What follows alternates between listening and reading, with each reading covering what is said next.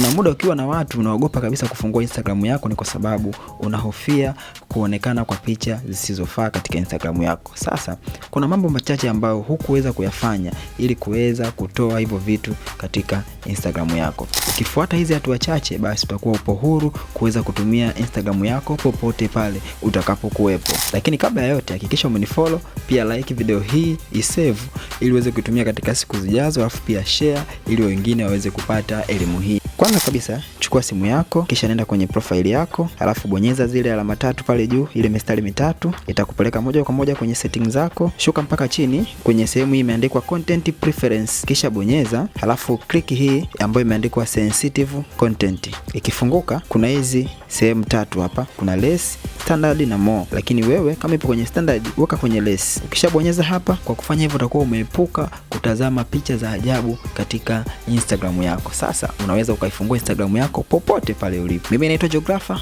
endelea kuwa nami.